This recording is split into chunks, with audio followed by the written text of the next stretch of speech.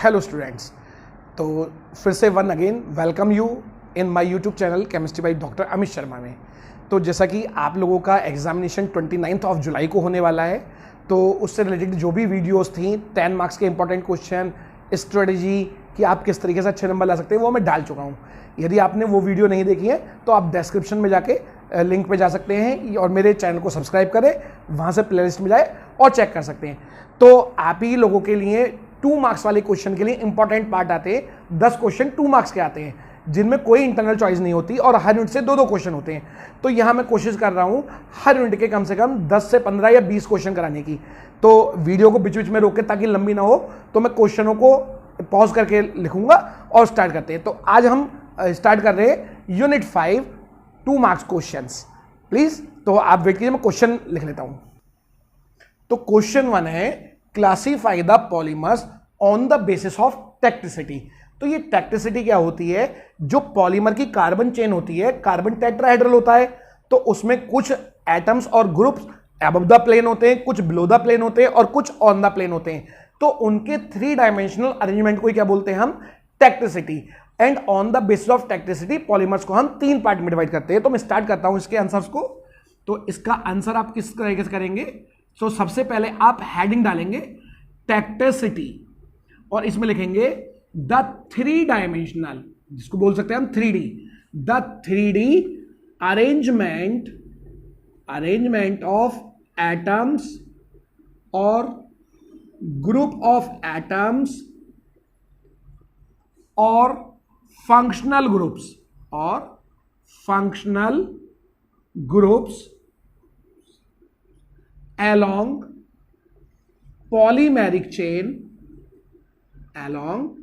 polymeric chain is called टेक्टिसिटी। तो ये तो टेक्टिसिटी की डेफिनेशन हो गई कि 3 डायमेंशनल अरेंजमेंट ऑफ एटम्स और ग्रुप ऑफ एटम्स और functional group along polymeric chain is called tacticity. और इसके व्याप पे 3 तरह के होते हैं। On the basis of tacticity polymers can be divided into 3 parts. Number 1, atactic polymers। तो इनमें क्या होता है? They have random arrangement of functional group along polymeric chain। तो यानी कि जो इनमें अरेंजमेंट होगा वो कैसा होगा बेटा? रैंडम अरेंजमेंट होगा। दूसरे नंबर पे जो आते हैं वो आते हैं आइसोटैक्टिक पॉलीमर्स। आइसो का मतलब सेम साइड, तो they have same side arrangement of functional groups along polymeric chain। Third number पे आते हैं बेटा सिंडायोटैक्टिक पॉलीमर्स। इनमें क्या होता है? ऑल्टरनेट अरेंजमेंट होता है, यानी कि एक बार अबव द प्लेन, एक बार बिलो द प्लेन। तो they have alternate arrangement of functional group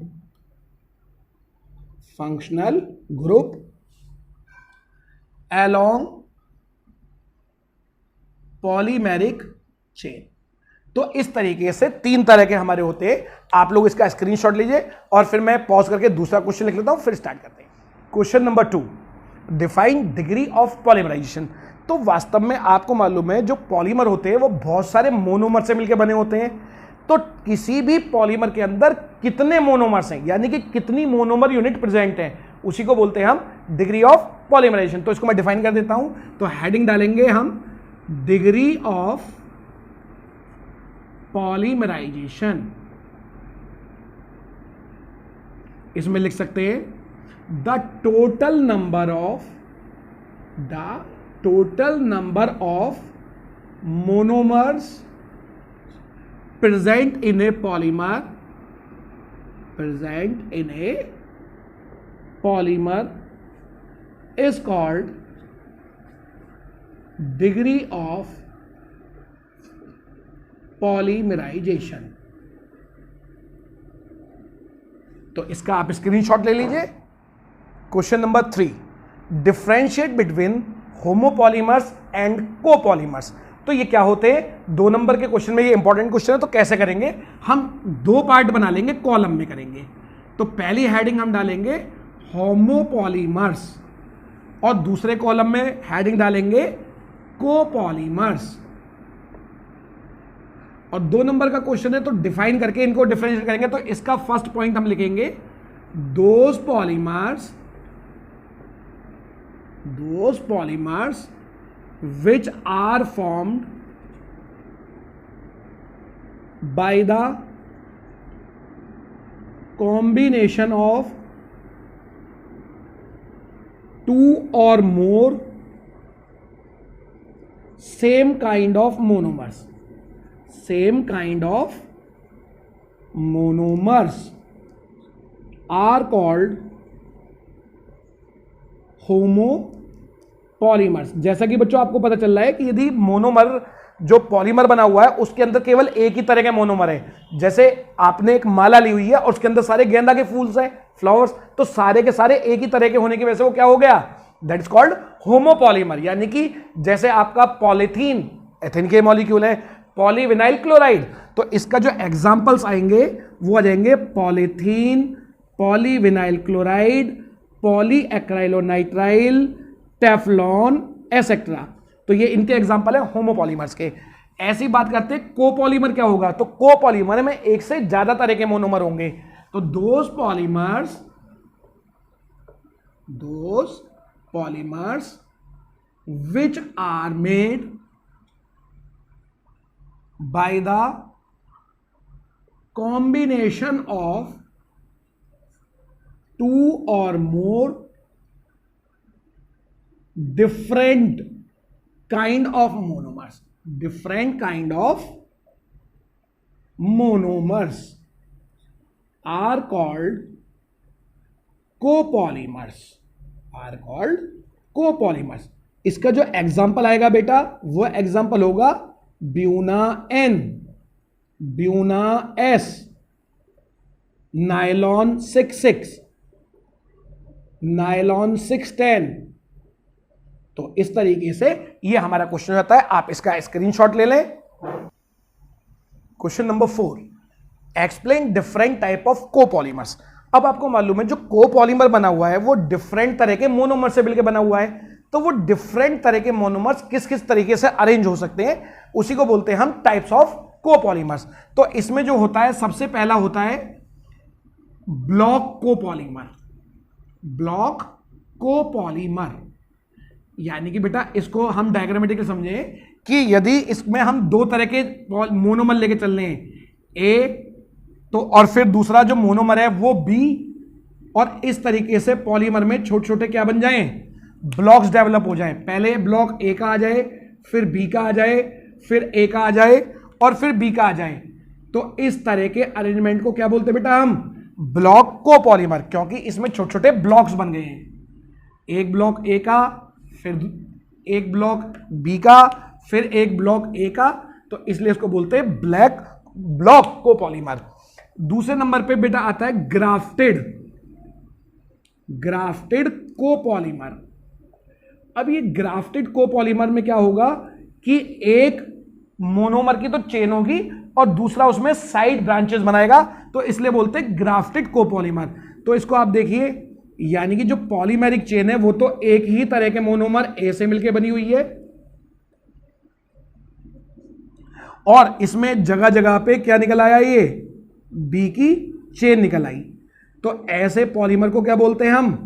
grafted copolymer, it's called grafted copolymer. तो on the basis of different arrangement of monomer units, copolymers can be divided into two parts, block copolymers and grafted copolymers. Screenshot ले लीजिए। Question number 5, define the functionality of monomer और polymer. वास्तव में functionality क्या होती है? किसी भी मोनोमर के अंदर कितने फंक्शनल ग्रुप प्रेजेंट हैं, उन्हीं को क्या बोलते हैं हम? फंक्शनलिटी ऑफ मोनोमर और फंक्शनलिटी ऑफ पॉलीमर। तो इसे हम कह सकते हैं the total number of functional groups, इसको हम बोलते हैं बॉन्डिंग साइट, यानी कि total number of bonding sites present in A monomer,